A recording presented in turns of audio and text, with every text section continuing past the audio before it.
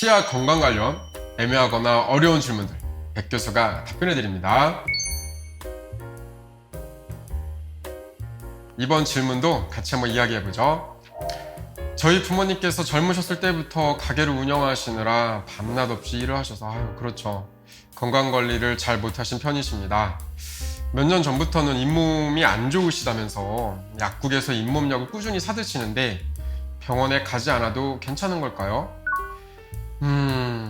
저희 부모님 세대들이 다들 이제 이 가정을 일구시느라 자기 건강에는 신경을 많이 못 쓰셨죠. 많이 안타까운 일입니다. 지금부터라도 관리를 잘 하셔야 될 텐데 제가 중요한 사항들을 말씀드릴 테니까 꼭 기억하시길 바랍니다. 일단 잇몸에 뭔가 문제가 생겼는데 치과는 가지 않고 약만 먹어도 될까요? 여러 이유가 있겠죠. 이렇게 고민하시는 데에는 아마도 과거에 치과에서 힘들었던, 되게 공포스러웠던 경험이 있었을 수도 있고, 치과만 가면 비용이 너무 많이 깨진다, 이러한 비용에 대한 두려움일 수도 있죠. 여러 이유 때문에 가급적 치과에 가지 않고 스스로 해결하려고 하시는 경우들이 있죠. 그런데요, 우리가 만성 피로에 시달리는 직장인들이든 피곤한 수험생들이든 치아 관리를 잘 못하시는 어르신들이든 TV 광고에서 계속 이야기해도 되나요? 이제 이런 것들에 대한 광고를 자꾸 하니까 그게 잇몸 질환에 대해서는 만병통치약인 줄 알고 자꾸 약만 드시려고 하시는 경우들이 좀 있습니다. 그러나 잇몸 질환은요, 이제 근본적인 원인을 먼저 생각해 봐야 되거든요. 잇몸 질환이 시작되는 것은 잇몸 안에 증식하고 있는 이 세균들이 가장 큰 원인입니다. 이 근본적인 원인인 세균들을 없애고 보조적으로 약을 드시면은 그 효과가 배가가 되는데, 그 근본적인 원인 세균들을 없애지 않고 증상 완화를 위해서 약만 드시게 될 경우에는 일단 근본적인 원인이 해결되지 않았으니까 좋지 않은 건 아시겠죠. 근데 더 문제는 증상이 완화되고 일시적으로 통증이 해소가 되니까 문제가 해결되신 줄 알고 계속 방치한다는 거죠. 그러면 그렇게 될수록 점점 치아 주변, 치아 뿌리를 잡고 있는 잇몸뼈는 상하게 됩니다. 잇몸뼈가 점점 녹아나가요. 그러다가 결국에는 치아가 완전히 흔들려서 치과에 내원하시는 경우들이 많습니다.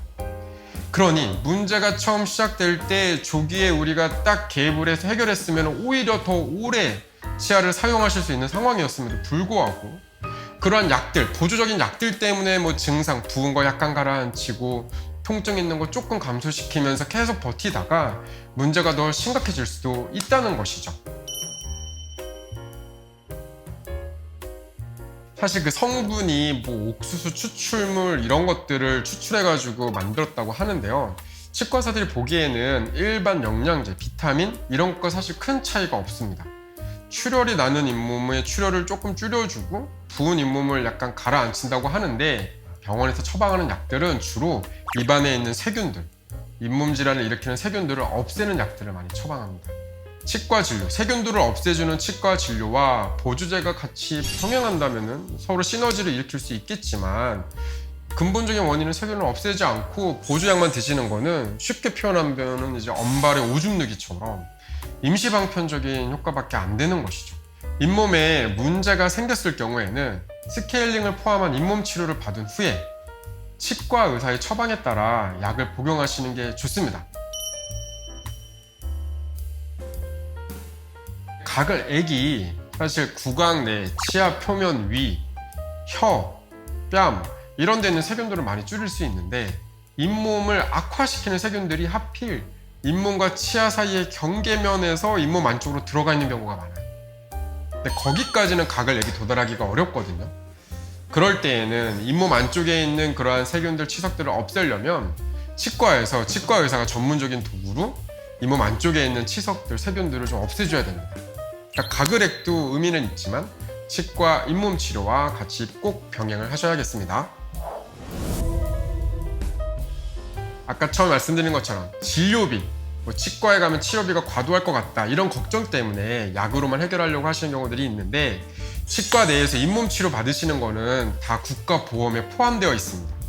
40세 이상의 중장노년층에 이르면 거의 80~90%가 잇몸 질환을 한 번씩은 앓는 경험이 있다고 합니다. 잇몸 질환을 방치할 경우에는요, 당뇨병, 심장병, 호흡기 질환도 악화시키고 심지어는 임산부의 경우에는 조산의 위험성도 증가시킨다고 하니까요, 반드시 치료가 꼭 필요합니다. 잇몸에 이상이 생길 경우 임의로 약만 이렇게 복용하시기보다는 치과에서 검진과 치료를 꼭 받으시길 권유드립니다. 염증의 원인은 플라그 제거, 과도한 스트레스나 피로를 자제해야 되며 음주와 흡연도 잇몸 질환의 원인이 될 수 있으니 이를 인지하시고 잇몸 건강 관리에 더욱 신경 쓰시길 바랍니다. 치과 건강 관련 궁금증들은 댓글로 남겨주세요.